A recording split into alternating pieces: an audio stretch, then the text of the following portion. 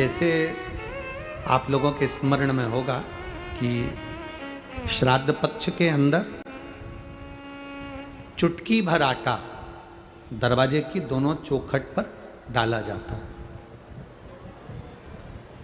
किसी किसी के यहाँ दरवाजे पर आटे से रंगोली बनाई जाती है।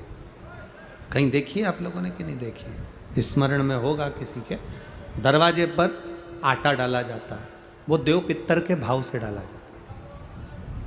जिस बेटे बेटी का मंगल विवाह नहीं हो रहा हो, शुभ कार्य की सूचना नहीं आ रही हो,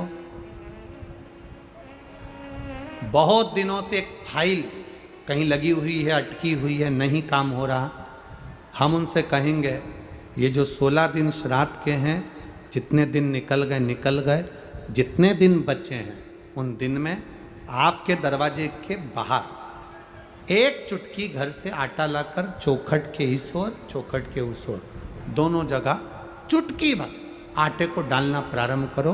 16 दिन श्राद्ध के पूर्ण हो। जब अमावस्या आए, किसी जलाशय, सरोवर, तालाब, बावड़ी, कुआं, उसके पास में घी का दिया लगाकर आना, बाबा से प्रार्थना कर कर आना।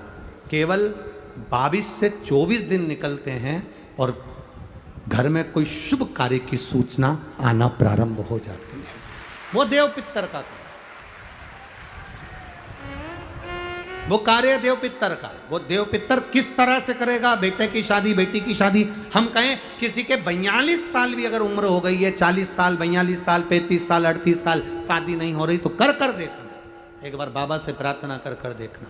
देव पितर का कार्य क्या है?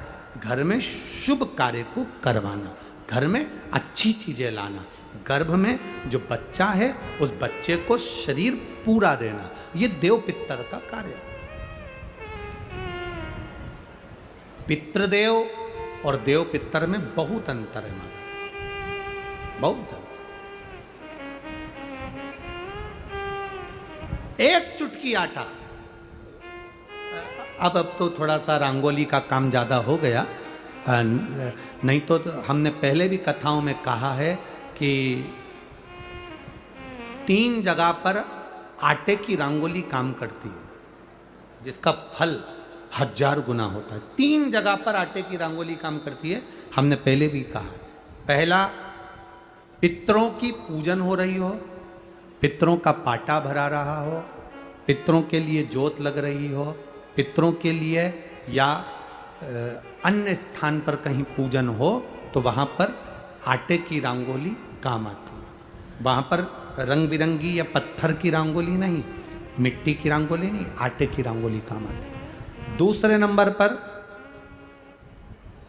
तुम्हारे घर में यज्ञ हो रहा हो, घर के बाहर यज्ञ हो रहा हो, यज्ञ चल रहा हो, उस यज्ञ में 3 परिधियां बनती हैं ब्रह्मा विष्णु महेश की। देखिए आप लोगों ने, यज्ञ कुंड जो बनाया जाता है, उस यज्ञ कुंड पर पत्थर की रंगोली नहीं, मिट्टी की रंगोली नहीं, आटे की रंगोली डलना चाहिए। ये पहले डलती थी, अब लोगों ने फैशन में दूसरी डालना प्रारंभ कर दी।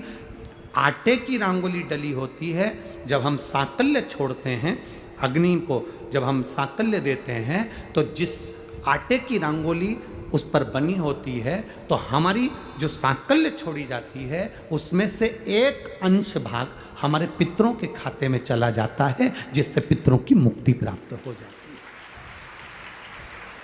तीसरा, आटे की रंगोली तीसरी, घर में शादी हो रही हो, मंडप बंधा हो, उस मंडप के नीचे जब पूजन हो रही हो, उस समय पर पत्थर की या मिट्टी की रंगोली नहीं। अगर पंडित पूजन करा रहे हैं या मंडप की पूजन हो रही है, जिसके नीचे लड़का लड़की की भांवर होगी, दूल्हा बैठेगा, दुल्हन बैठेगी, वहां मिट्टी की रंगोली या पत्थर की रंगोली नहीं, उस जगह पर आटे की, हल्दी की रंगोली डाली जाती है। अब आपके यहाँ डालते कि नहीं डालते पता नहीं, पर हमारे यहाँ शास्त्र रीति कहती है ये 3 जगह की जो रंगोलियाँ हैं, ये हमको आटे की रंगोली डलने से, क्यों? शादी के मंडप में पत्थर की रंगोली या मिट्टी की रंगोली क्यों नहीं डाली जाती? शादी के मंडप में यहाँ दूल्हा दुल्हन की शादी होती है, वहाँ पंडित जी भी आटे की रंगोली डाल देते हैं, घर की बहन बेटियाँ आटे की रंगोली डाल देती है। उसका कारण क्या होता है? जिसकी शादी में मंडप के नीचे आटे की रंगोली डलती है, वहाँ पितरों को निमंत्रण नहीं देने की जरूरत पड़ती। वहाँ पितर उस वर कन्या को आशीर्वाद देते हैं, जिससे उनका वंश बढ़ता है, वंश रुकता नहीं।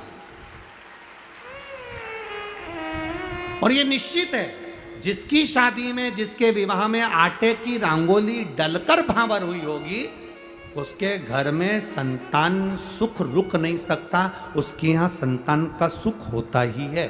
जिसके यहाँ आजकल ये पत्थर रंगोली डाल देते हैं, डाल दिया और कह दिया बस, क्योंकि आजकल फैशन में तो दुनिया जी रही है, तो वो आटे की रंगोली कौन डाले, तो वो फैशन में चल गया। तो संतान की प्राप्ति में भी थोड़ा सा, अब तुम देखो पहले का समय आज का समय कितना अंतर है महाराज।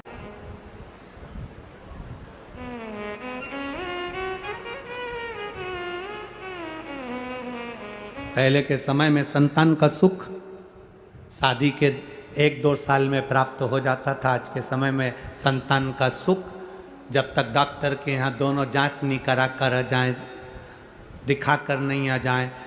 सब लोग कह रहे हैं डॉक्टर साहब जरा देखो संतान, डॉक्टर साहब बोले जांच करना पड़ेगी, बहू की भी जांच हुई, बेटे की भी जांच हुई, सब अच्छा है, उसके बाद भी संतान का सुख नहीं, उसके बाद भी संतान की प्राप्ति नहीं।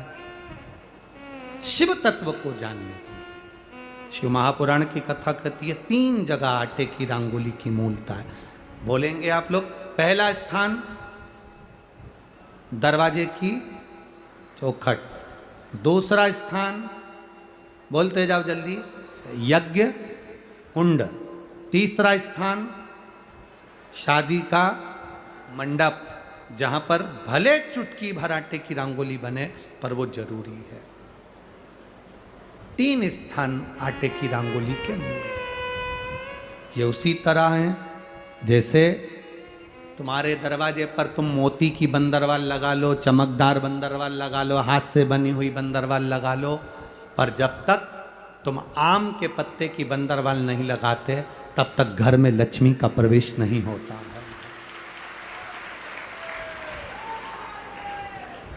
आम के पत्ते की बंदरवाल,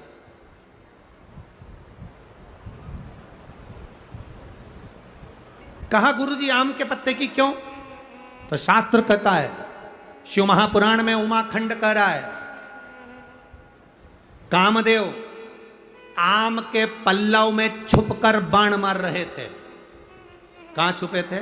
आम के पल्लव में, आम के पत्तों में छुपकर कामदेव बाण चला रहे। भगवान शंकर का जब तीसरा नेत्र खुला, कामदेव आम के वृक्ष पर भस्म हो गए, आम का वृक्ष जलने लगा, आम के पत्तों में अग्नि प्रकट होने लगी।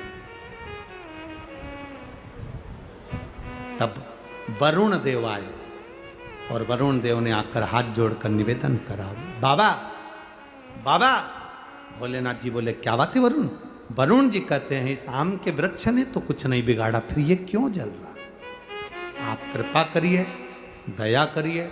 शंकर भगवान ने वर प्रदान कर दिया, तूने मेरी दृष्टि का तेज ग्रहण करा है, मैं तुझे वर देता हूं। जिसके दरवाजे पर आम के पल्लव की बंदरवाल बंधती है, उसके घर में मेरी दृष्टि सदा पड़ी रहती है, वहां रोग व्याधि दुख नहीं आता। अब तो आम के पत्ते गायब हो गए और आम के पत्ते की जगह प्लास्टिक के आम के पत्ते बनकर आ गए, और लोगों ने उसी प्लास्टिक के आम के पत्ते की बंदरवाल बांध दी। महाराज आम के पल्लव पर शंकर की दृष्टि पड़ी, क्योंकि कामदेव जलकर भस्म हुआ था उसी आम के पल्लव पर बैठकर। आम के पल्लव पर